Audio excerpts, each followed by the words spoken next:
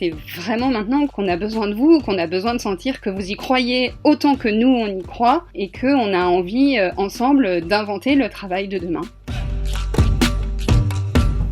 Bonjour, je m'appelle Marie.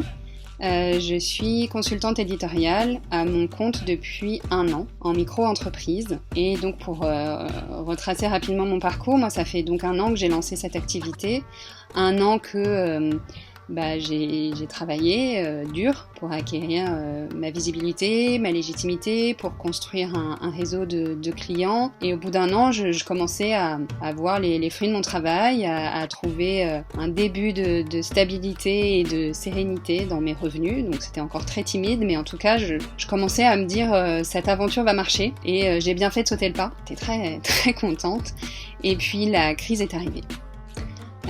La crise est arrivée et donc, alors moi pendant le confinement, j'ai pas pu bénéficier du fonds de solidarité, justement à cause de cette particularité d'1 an de création d'entreprise, qui fait qu'en fait, moi mon chiffre d'affaires il est allé vraiment crescendo au cours de mes 12 mois d'activité, ce qui fait que évidemment les factures que j'ai encaissées au bout de 12 mois et qui correspondent vraiment à 12 mois de travail pour acquérir encore une fois cette légitimité, évidemment au bout de 12 mois j'avais un volume beaucoup plus important que quand je me suis lancée, ce qui fait que mes factures, mon chiffre d'affaires était supérieur à celui encaissé 1 an auparavant. Donc quand je faisais les calculs, je rentrais pas dans les cases, ce qui était à mon sens complètement ok à ce moment-là.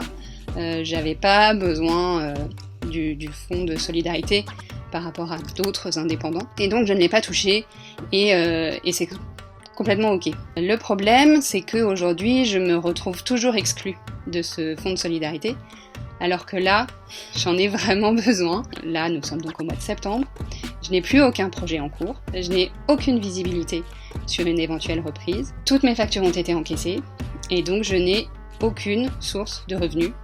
Voilà, je ne sais pas comment je vis demain. C'est très angoissant et je me sens vraiment très très seule. Il faut savoir que moi, j'ai la plupart de mes clients qui sont des acteurs de l'événementiel. Donc on sait tous que c'est un secteur qui est touché de plein fouet par la crise. Le plus gros de mes missions consistait en fait à travailler sur des événements pour en éditorialiser le contenu, trouver un fil rouge. C'est vraiment auprès de ces acteurs que j'ai bâti une légitimité. Et donc, mes clients perçoivent pour la plupart, et même pour tous, les aides de l'État.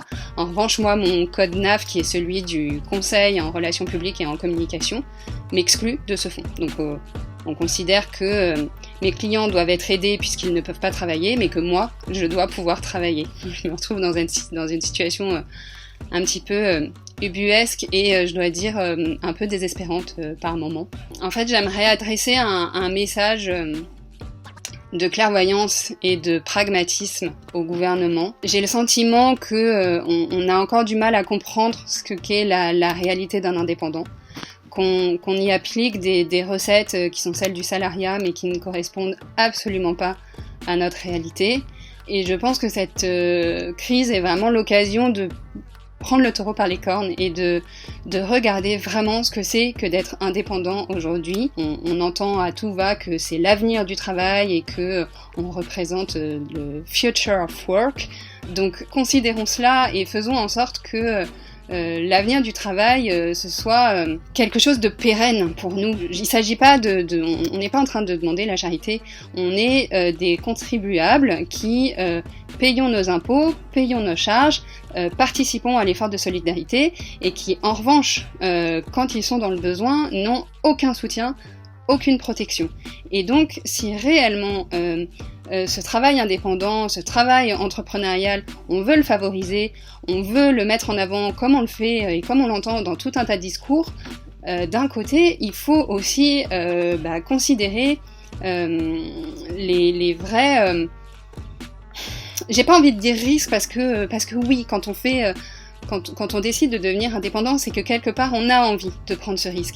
Donc ce risque, on l'assume. Mais aujourd'hui, il y a vraiment un côté tête brûlée quoi, à se lancer sous ce statut-là, enfin sous ces statuts-là. Et voilà, et on est vraiment très très très seul. Et je pense de manière très objective qu'il y a un problème de justesse aujourd'hui entre le système salarié et le système indépendant. Voilà, encore une fois, nous payons nos impôts, nous payons nos charges et quand on a besoin d'un retour, on est tout seul et il n'y a personne pour nous épauler. Donc voilà, moi j'ai envie de vous dire, aidez-nous et aidez-nous maintenant. C'est vraiment maintenant qu'on a besoin de vous, qu'on a besoin de sentir que vous y croyez autant que nous on y croit et qu'on a envie ensemble d'inventer le travail de demain.